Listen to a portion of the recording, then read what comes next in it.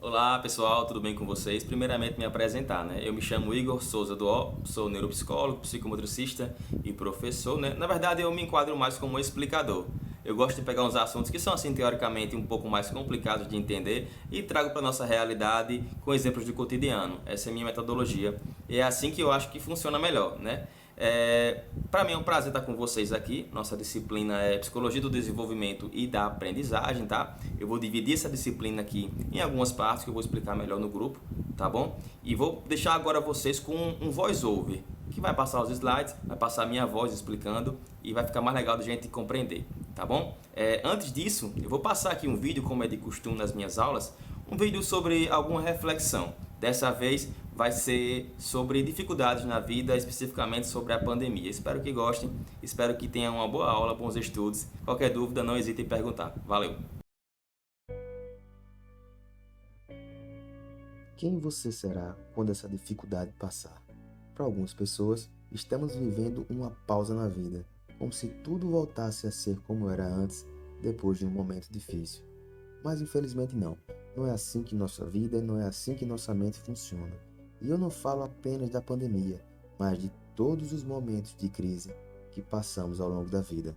Seja um fim de relacionamento, ou um acidente, ou um comércio que não deu certo, uma doença repentina, enfim, tudo que nos deixa para baixo. Olha, cada momento importa muito, cada escolha, cada tempo perdido. Então, quem você será quando tudo isso passar? Porque esse é o momento de construir essa pessoa. Vamos tentar valorizar mais nossas vidas, passar mais tempo com nossas famílias. Então abrace, beija, emita afeto para todos que você gosta e não tenha medo ou vergonha de demonstrar carinho por essas pessoas. Seja a pessoa que entende que a vida é humana, é vulnerável. Por isso, lute a cada segundo, acredite nas suas escolhas e não desista nunca.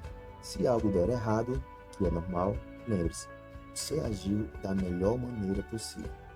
Seja a pessoa que está pronta para ajudar o próximo, porque quando você precisar, eles também podem te ajudar, e seja grato por isso. Ninguém controla o amanhã, então viva o hoje, o agora. Conquiste isso. O amanhã só existe quando o hoje termina, não é verdade? Valorize o que você já conseguiu e lute por mais objetivos. Dê seu máximo todos os dias da sua vida, mas lembre de aproveitar o percurso. Não busque bens para se gabar por eles. É claro que eles te ajudam a viver melhor. Porém, mais importante de saber o que você tem é saber quem você é. E aí, quem você será quando a dificuldade passar?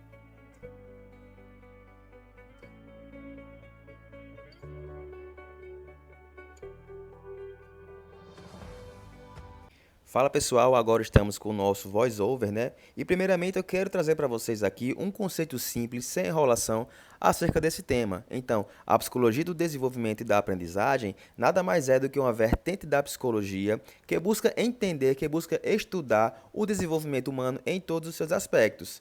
E também a maneira que ele aprende, como ele gera conhecimento, tá? Vamos primeiro focar na parte do desenvolvimento. Então, o desenvolvimento humano é uma área de conhecimento da psicologia que estuda o desenvolvimento do ser humano em todos os seus aspectos, físicos, motores, intelectuais, afetivos, emocionais e sociais, tá bom? Desde o nascimento até a sua idade adulta, e refere-se ao desenvolvimento mental e ao crescimento orgânico.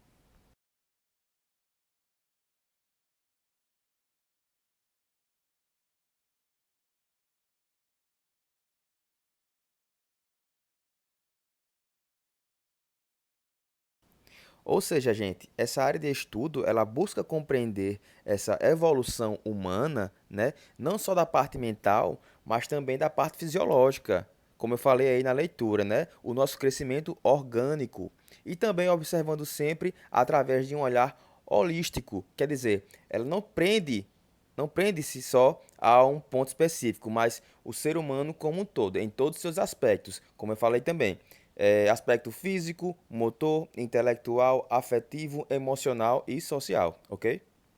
E, gente, quando eu falo em evolução humana, seja ela evolução mental ou evolução orgânica, né, fisiológica, nós sabemos que exige aí um processo, não é verdade? que eu vou explicar aqui separadamente cada um deles para a gente compreender melhor. Então, eu separei aqui essa evolução em 3 pontos, que aí será o crescimento, o desenvolvimento e a maturidade, tá bom? Primeiramente, vamos falar sobre o crescimento. E esse crescimento que estamos falando aqui, né, no sentido de evolução, ele pode ser entendido pelo aumento na estrutura corporal, dado a multiplicação e aumento das nossas células, tá, gente? Então, como sabemos, né, nossas células elas se multiplicam e resulta aí acréscimo de tecido. A gente aumenta o peso, aumenta a altura, né? Há esse aumento na estrutura óssea e também na massa corporal. E, gente, obviamente, isso é fundamental para a gente atingir maturidade em outras áreas importantes do nosso corpo enquanto ser humano, né? Como, por exemplo, a área motora. Para ficar mais claro, uns homens que jogam bola, por exemplo, eles só conseguem exercer essa função de jogar bola porque houve esse crescimento, coisa que um bebê não pode fazer, não poderia fazer com aquele corpo, né? As mulheres que se maqueiam só conseguem exercer a função de maquiar porque houve esse crescimento, houve essa multiplicação de células, coisa que um bebê também não consegue fazer. Deu para ficar claro com esse exemplo? E nesse mesmo sentido, quando eu falo de desenvolvimento, né, eu estou falando da capacidade do ser humano de desempenhar seu próprio ritmo. É um processo de sucessivas mudanças qualitativas e quantitativas das estruturas cognitivas e motoras. Ou seja, gente, basicamente remete aí, né, à evolução, ao desenvolvimento dos nossos órgãos, tá? Por exemplo, a pele, que é o maior órgão do ser humano, né? Ela, com o passar do tempo, ela vai ficando mais resistente, ou seja, aguenta mais sol, coisa que um bebê não aguenta, tá? O nosso cérebro também desenvolve, né? E a gente melhora bastante a capacidade cognitiva, né? E por aí vai com todos os órgãos. Ficou claro? E, gente, ainda nesse sentido, por fim, falando agora sobre maturidade, é justamente o momento em que o organismo está pronto para a execução de determinada atividade e não se limita ao estado adulto. Quer dizer, gente, essa maturidade que estamos falando aqui, ela não necessariamente será atingida numa idade cronológica padrão. Aí eu te dou um exemplo. A gente já viu aí meninas de 14, 15 anos com a mentalidade de uma mulher de 30 anos, não é verdade? Como também já vimos homens de 30 anos com mentalidade de garotos de 14, 15 anos, tá? Eu citei aqui exemplos de maturidade emocional, mas existem outros tipos, como também a intelectual, a social, a sexual, a física e por aí vai. Quer outro exemplo? Imagine só que eu vou lá no time do Flamengo, o melhor time do Brasil, né? E na categoria de base tem vários jogadores, todos são menos de 15 anos, mas já tem alguns garotos lá que já são mais altos, são mais parrudos, têm barba. Então quer dizer, esses garotos aí atingiram a maturidade física mais rápido do que a sua idade cronológica. Deu para entender, gente? Então, pessoal, vamos falar agora sobre fatores que influenciam o desenvolvimento e o crescimento, tá? Então, vamos lá. Podemos dividir esses fatores em dois. Fatores internos, né, que estão mais ligados à parte biológica, hereditariedade, e a fatores externos, que está mais ligado ao ambiente social. Então, bora lá para o slide, olha só. Aqui fala o seguinte, que fatores internos, eles estão relacionados à carga genética e ao amadurecimento dos aspectos físicos, emocionais, intelectuais e etc. Para ficar mais claro, vamos criar aqui um exemplo. Já devem ter ouvido falar algo parecido. Esse rapaz é muito inteligente, ele é muito bom em matemática, também pudera, né?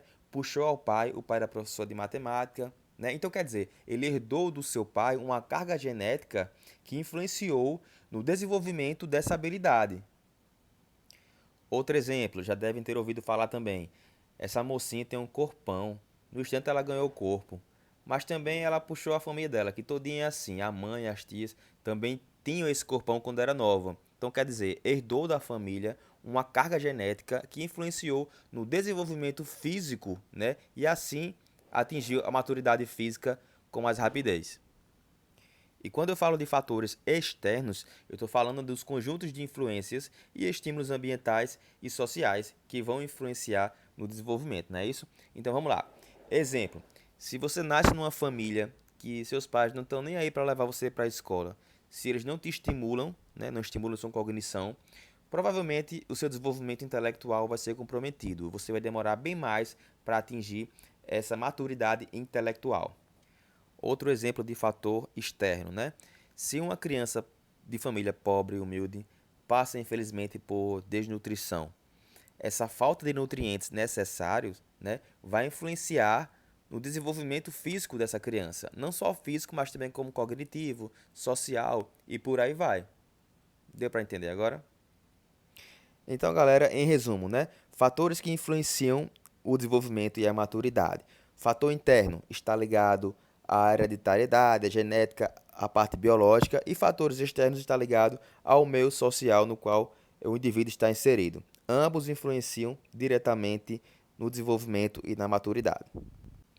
E, gente, só um fato aqui que é importante, é um pouco óbvio, mas é legal de ser lembrado, é que tanto em relação à hereditariedade como também em relação ao meio, né, ambos os fatores são fornecidos por nossos pais, não é isso? Uma vez que a gente sabe que nossa família é o primeiro berço social que a gente frequenta, né? Então, olha só a importância dos pais para o desenvolvimento, para a maturidade de um indivíduo, não é verdade?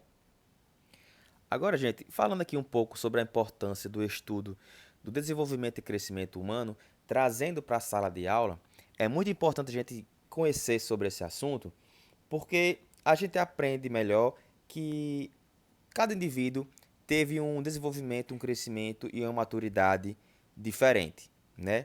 E a partir daí a gente consegue planejar melhor nossa aula, nossos métodos de ensino, nossos recursos de ensino, né? Adequando nas limitações e habilidades de cada indivíduo, que a gente sabe que são diferentes.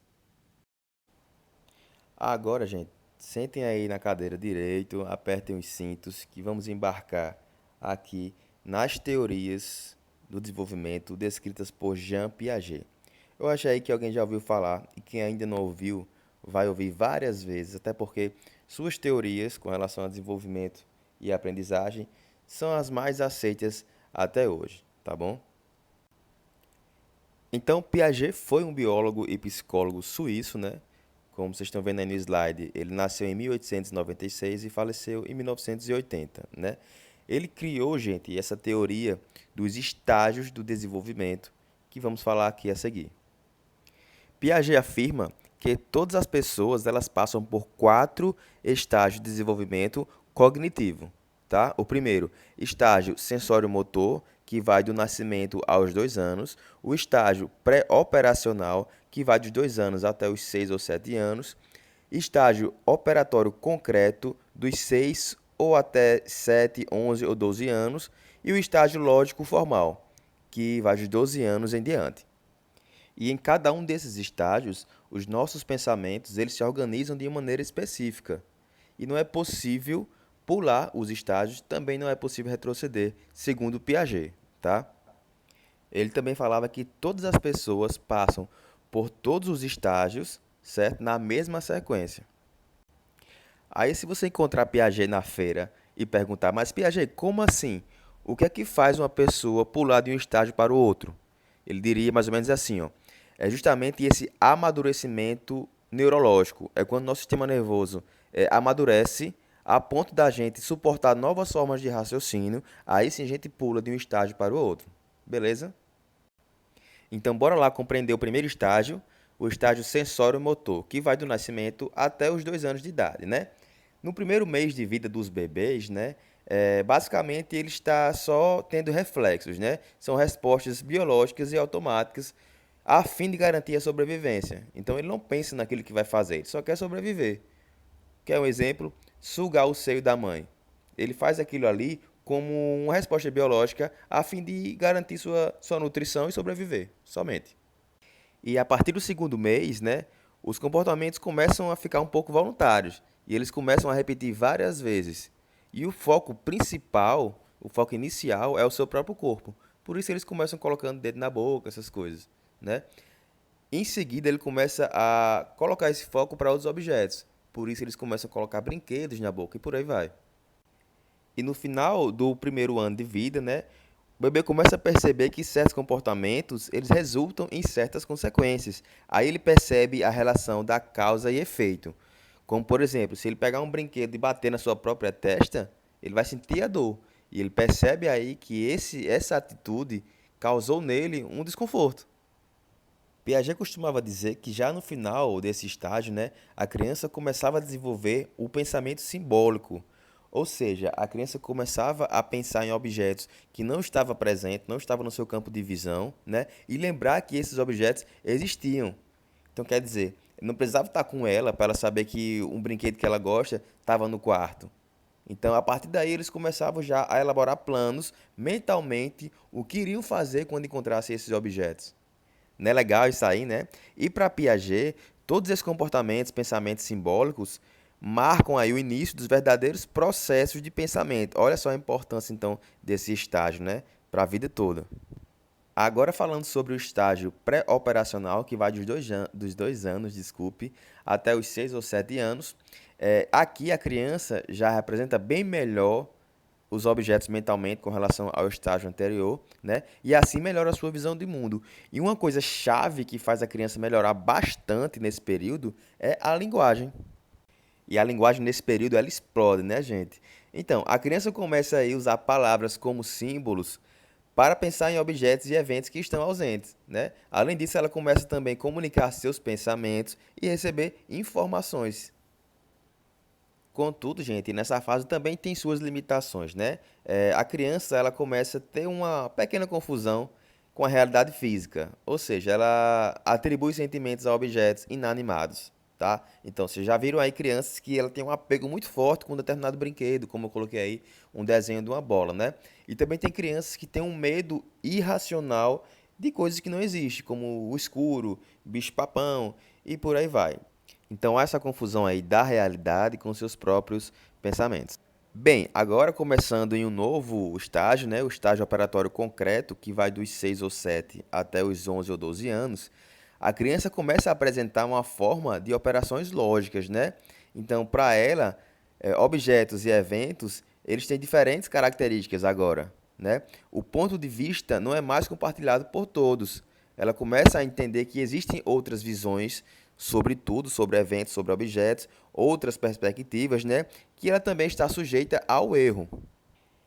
É legal eu falar sobre isso agora, porque até esqueci de comentar no estágio anterior que a criança se demonstra um comportamento egocêntrico, ou seja, ela é incapaz, né, de observar situações pelo ponto de vista de outras pessoas.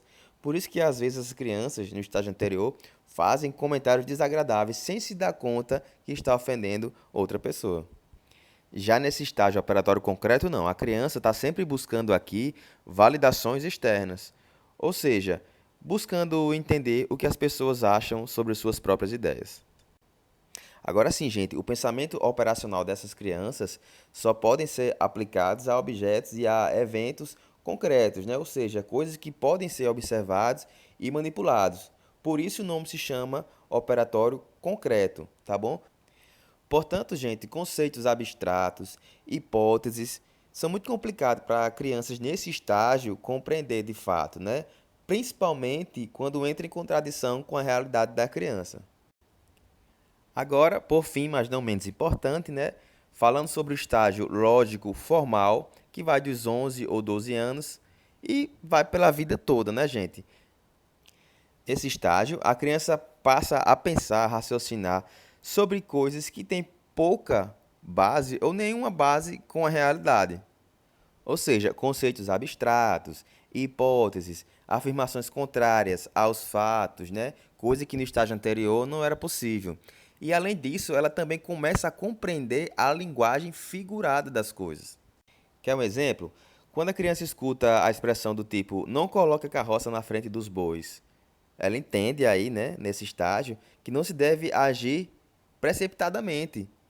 Ou então, quando escuta, eu não vou nem que a vaca tussa, ela não vai imaginar diretamente uma vaca tossindo, ela vai saber que eu não vou nunca. Então, quer dizer, ela começa a entender as metáforas, o sentido figurado das coisas.